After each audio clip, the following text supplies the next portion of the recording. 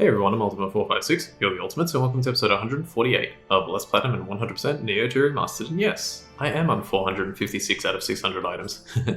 Alright, let's get started. So today we're going to sell a bunch of that stuff that we got last time, which was quite a bit.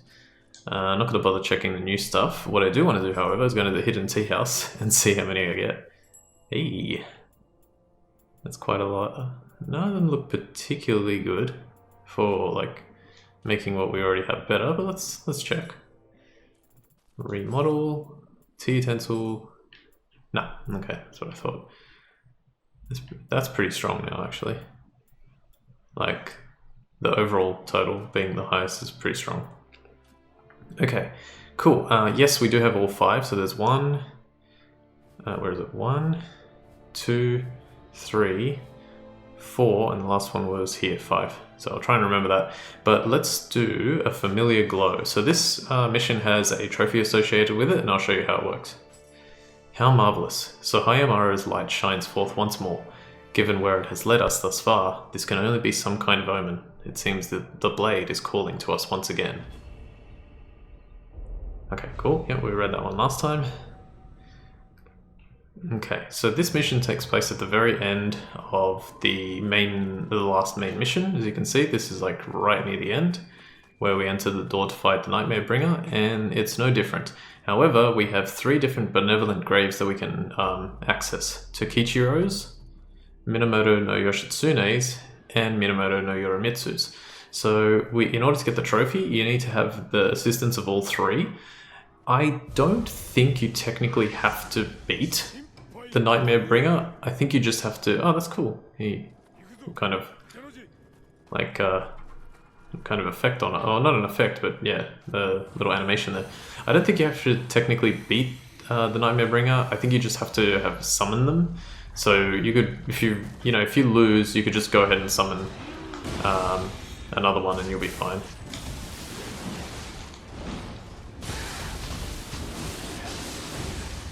Okay. Damn it. So Nightmare Bringer is fairly difficult, but we should be good. Nice. Oh man, very nice. I think he's resistant to, yeah, he doesn't get affected by like burn or yeah, or anything like that, so can't see what's going on. Can't see what's going on. Cornered ball really coming into effect there. Ow. Come on. Hey? Nice. I have no idea how I...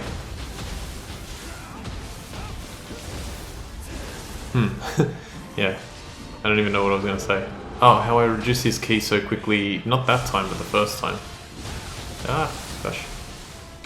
Oh, that was amazing! Take this. Let's go! Come on, come on, come on, come on. Always let yourself be hit by that one and then activate your burst counter if you're using my my setup, that is. That was really good. I wish I got something a bit better, but that wasn't too bad.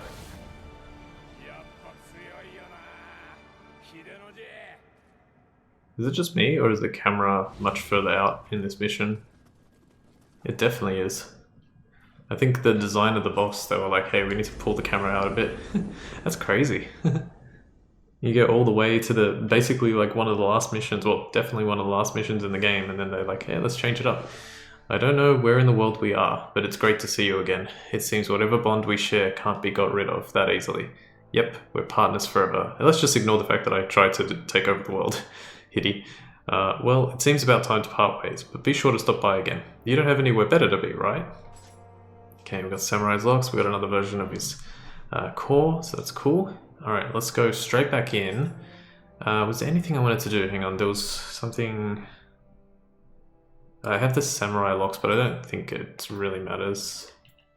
I'll use the Ninja Locks. You know what, I will use the Samurai Locks. Hopefully I can find something. So Ninja, I wanted to do the Poison Resist and the Paralysis Resist, which I always forget where it is. Oh, okay, they're both done. Interesting. The elixirs, I got that going. Shuriken damage, why not? And Samurai, I'm going to increase the matchlock damage. And just increase barehanded damage, I don't really need. Increase arrows, why not? Okay, let's go again. And this time let's summon Minamoto no Yoshitsune.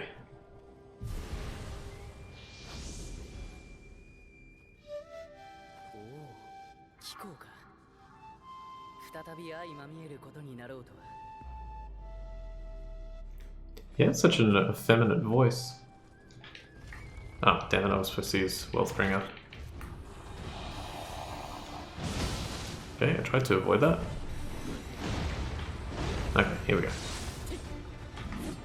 Ow.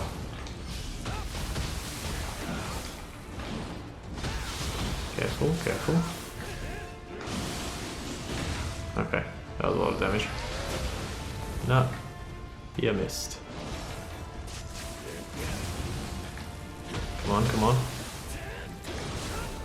Get hit and then counter. Ah, okay, yeah. I don't know, for some reason, getting hit and then countering with burst counter for that particular move works really well.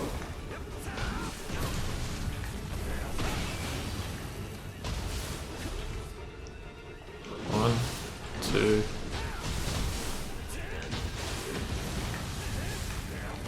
I'm so glad that this setup works as well as it does. Now. Gotcha. Get down on the ground, my friend. Fall to the floor, I am sure. Have some of this. Oh god, that was bad.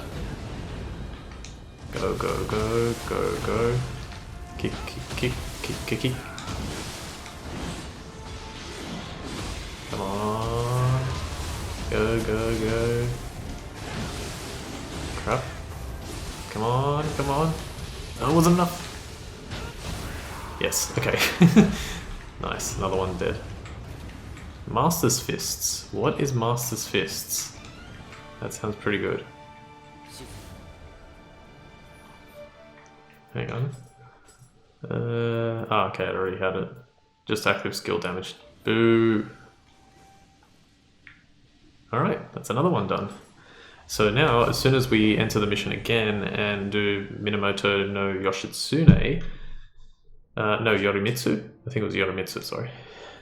Truly, it is extraordinary to be able to cross time and stand here with you. It feels like just yesterday that we were fighting side by side against the Taira. I fear I cannot linger here for long though. Ah, Benkei will be so envious when he hears that I have seen you like this. If you are ever in need, do not hesitate to call me here again. In the meantime, I will cherish the memories of the times we spent together. Awesome. Ooh, anima bonus confused. That's pretty good. Can't really get too much better than that on that particular core. Alright, so as soon as I summon this and she appears, I should get the trophy. There we go, the path we've taken.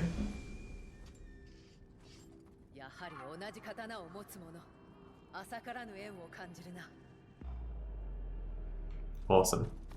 Alright, we Wealthbringer, Lightning Talisman, and this setup has gone really well.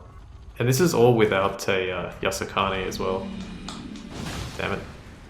I should, in order to avoid that, be in high stance so that, or, yeah, definitely high stance so you can roll.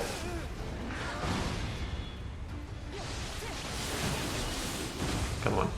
If you roll, you'll probably be able to avoid it. Ow. Man, could you stop leaping around like that? There we go. Get hit and then counter. I feel like this boss, out of well, not all of them, but compared to a lot of the others, I feel like this boss wouldn't be too difficult to beat without getting hit. I know it sounds ridiculous because he has like multiple different areas in which he can hit you from, but I don't know, he just seems... it seems possible. I love when his legs glow. Pretty sure that means they're super vulnerable. Holy crap. Just look how much damage you can do if you hit him like that. And have another one. Done. The only thing is getting hit by that attack in order for it to work. Mirror Blade.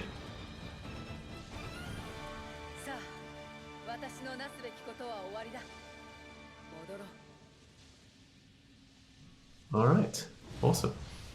Now unfortunately, I cannot for the life of me remember what the next mission is. I'm pretty sure it's a one-on-one mission.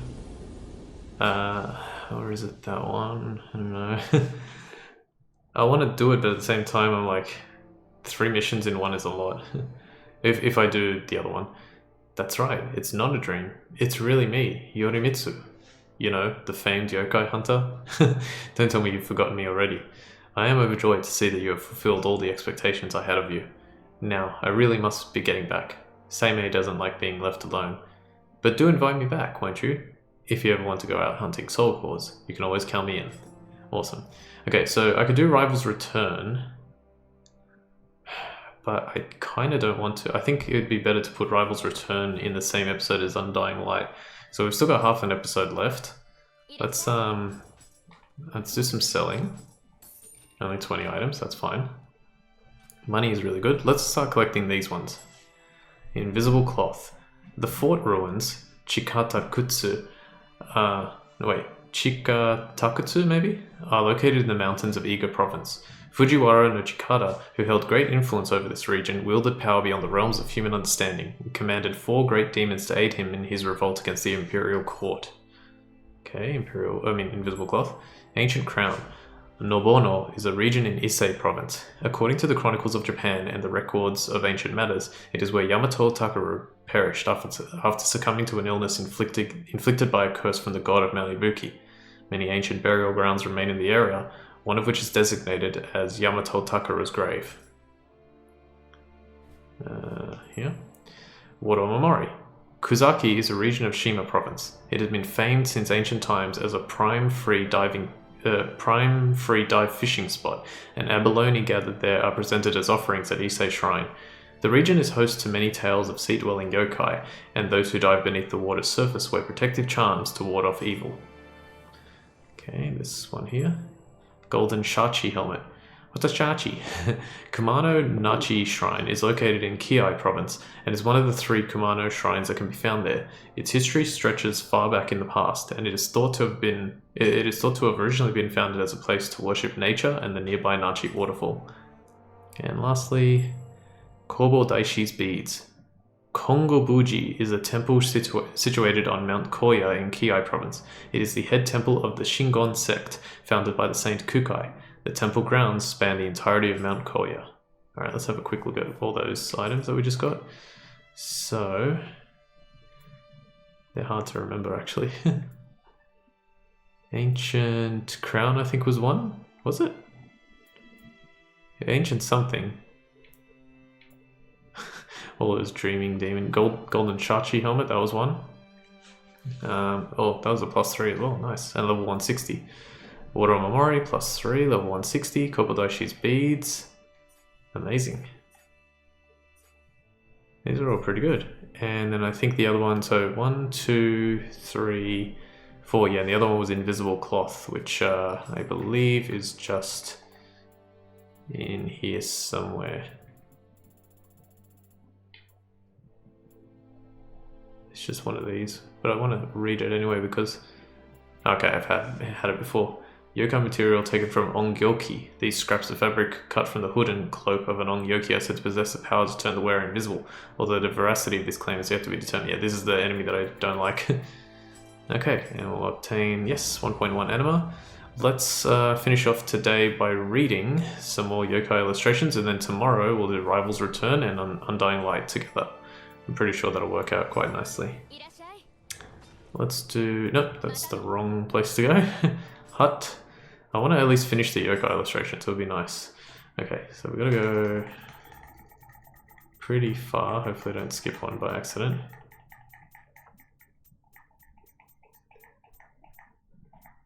Okay, we're getting close. Here we go. Oh, yes, I've got the last one for this one because I beat her one more time. In the Heian Palace's inner court, Ashia Domen surrendered his own body to summon forth the lightning gods of Yomi, a desperate measure born of his resentment towards mankind. These already savage gods were further galvanized by the hateful intent behind their summoning, as manifested by their truly terrifying form, intent on smiting any soul unfortunate enough to stand before them. However, this being only a temporary form, the 8 gods are not at their full power. Whenever they attempt to harness a large amount of energy, one of the gods is left vulnerable to attack. Focusing your attacks on this weak link is surely the key to defeating the lightning gods at last. Yeah, maybe that's why, like, every so often, she'll just like, oh yeah, 1, 2, 3, 4, 5, 6, 7, 8. She's got these 8 masks on her body. That's cool. Alright, Yasha. Oh yeah, that's the last one we read. Okay, Tsuchigumo. The Tsuchigumo is a giant spider-like yokai with many limbs. In some depictions of the yokai, such as the one in the Heiki Monogatari, Tsuchigumo are described as having a demon's face, tiger's torso, and spider's limbs. Citizens around the capital fear the evil yokai, for it is said to ensnare humans in its web before consuming them whole. Tsuchigumo is a frequent subject of Noh and Kabuki theater. Punch and Judy? Emperor Jimmu, the legendary founder of Japan, is said to have ascended to the throne by subjugating the indigenous forces who lived in the vicinity of the Nara Basin. Tsuchigumo was part of this indigenous army, and it is said Emperor Jimmu buried parts of its body across the land to prevent the yokai from being restored to power. Sensible. If this legend is true, Tsuchigumo must be a truly ancient yokai indeed. It is said that the southwestern region of the Nara Basin is known as Katsuragi, literally arrow root castle, for the arrow root plants used to weave the net in which Tsuchigumo was trapped. Cool. Giant toad. The giant toad is, as its name implies, a yokai in the form of an enormous toad. This one is even larger than a human being, capable of standing on 2 legs and even wielding a spear. According to legend, toads, which are long-lived, are particularly capable of attaining consciousness and turning into yokai, but there are other theories as to the origin of the giant toad. The white tiger is one of the 4 legendary beast gods of the cardinal directions, said to be the protector of the west. It takes the form of a magnificent tiger covered in gleaming white fur. Since ancient times, it has been worshipped alongside the blue dragon, that's why that game is called Blue Dragon, of the east, vermilion bird of the south, and black turtle of the north. When Ashia Doman summoned a swarm of Aratama, they overwhelmed Nekomata, transforming him into a white tiger. Ah, that's so cool. The fox spirit is a fox-based yokai that is highly intelligent and possesses strong magical powers. Foxes that have lived long lives or have been exposed to spirit stones for long periods of time can become fox spirits. Their magical powers increase in strength with age, and as they become stronger, they grow additional tails. A fox spirit with a single tail is said to have the intelligence of a human being and weak magical powers, but one that has lived for 1,000 years has 9 tails and is capable of performing powerful magic. Some benevolent fox spirits are known as Zenko, who sometimes help humans as guardian spirits and are revered as servants of the gods at Inari temples. The typical fox spirit is capable of manipulating fire, either by breathing it from its mouth or by spontaneously combusting into mysterious flames of unknown origin. These flames and the magical powers of the fox spirit itself are known as kitsunebi, fox flames. However, like another type of mysterious flame called onibi, kitsunebi does not necessarily take on itself the properties of fire at all. Since the elemental powers can vary with each fox spirit, it is possible that warding solely against fire may not be enough to protect oneself from these crafty creatures. Itsumade. Itsumade is a bird-like yokai of unknown origin. Though not much is known about this creature, it is often seen in places where many corpses have not received proper burial are found. The yokai makes an appearance in the Taiheki, where it is described as a mysterious bird. In the text, it is said to have appeared at the imperial palace every night during a time when many were dying of a plague, shrieking its name, which literally means until when or when will it end, over and over again, terrifying the palace residents. It is described as having a human's face, snake-like body, beak lined with jagged teeth, talons as sharp as blades, and a wingspan of over 16 feet. Konaki Jiji is a yokai from the Shikoku region who takes the form of an old man. Using its cry that resembles the crying of a baby, it tricks passing humans into picking it up, thinking that it is an abandoned child. Once picked up, it grows as heavy as a rock, clinging to the human until the human is crushed under its weight. The Shikoku region also has tales of a strange stone known as the El Paso stone that tempts and then crushes people in a similar way, causing speculations that the yokai and this stone must be related. Kinki. Kinki is one of the 4 demons said to have been employed by Fujiwara no Shikara. in the Taiheki, Fujiwara no Chikara is described as a very powerful noble of the Heian period, who controlled the region surrounding the border of Iga and Ise. He is said to have possessed powers beyond human understanding, and was able to enlist the service of 4 demons when launching a rebellion against the imperial court. Kinki thoroughly tormented the emperor's troops with its adamantine body, which deflected everything from arrows to swords, and its terrifying strength. According to the poem by Kinotomo, who was dispatched to subjugate the rebels, the 4 demons were eventually forced to retreat, and Fujiwara no Chikara met his end on the battlefield. Hopefully I have enough time to get through all this. Fuki. Fuki is one of the 4 demons said to have been employed by Fujiwara no Chikara. In Saiheki, Fujiwara no Chikara... Fuki thoroughly tormented the Emperor's troops with its ability to summon winds so strong they could destroy humans and buildings alike. According to the poem, yeah, we read that. Okay. So this one is Suiki thoroughly tormented the Emperor's troops with its ability to summon dangerous floods out of nowhere.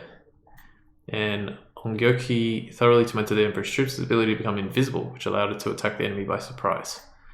Harunobo. The Harunobo is a yokai formed by worn-out needles and broken blades. People in Japan believed that objects used for long periods of time housed the soul within them, and called them as Tsukogami. I remember that from the first game. While these Sukumogami, while these Sukumogami are not necessarily intent on harming humans, it is said that some tools harbored a grudge for being prematurely discarded or being used in an improper manner, which caused them to transform into yokai. Among them, it is thought that objects such as needles and blades are especially susceptible to becoming yokai, so needles and blades that can no longer be used are often blessed at shrines. This ceremony is known as either Hari Kuyo for needles or Hamono Kuyo for blades. Man, how many more we got? Tate Eboshi, or Tate Eboshi. Tate Eboshi, the yokai that haunts Suzuka Pass, was once a bandit. She was born to an unmarried mother, who eventually died during an epidemic. Orphaned and scorned by the other villagers, she fled into the wild and became a common thief. It was in this state that Otokomaro found her. He used the power of the spirit stones to transform her into yokai, becoming her only friend. Tate Eboshi is wildly devoted to Otokomaro, and she will not hesitate to use any means necessary, no matter how cruel they may be, to gather the spirit stones he needs to realize his dream. Suzuka Pass, which is located on the border of Omi and Ise, has long been an important route connecting the capital to the eastern provinces. This led to bandits running rampant in the area, preying on the merchants or travelers passing through. Tate Eboshi is described as one of those bandits in the Hobotsusho, and a Buddhist anthology from the late Heian period, and the Hogen Monogatari, a war chronicle from the early Kamakura period. Since Suzuka Pass was also rumored to be a haunt for demons, it is believed that the elements of these tales were combined as the years went by, leading to Tate Eboshi eventually becoming known as a demon. Alright, we'll leave it there. Got through quite a lot. I don't think there's too many more there, but we'll see. Well, maybe we can get to it. But next time we're going to do Rival's Return, and we should have enough time to do Undying Light. I can remember what Undying Light is, but Rival's Return I can't quite remember. But we'll figure it out. For now, I want to thank you all for watching episode 148 of Let's Platinum and 100% Nioh 2 Remastered. My name is Ultima456, you're the Ultimates, and I'll see you next time.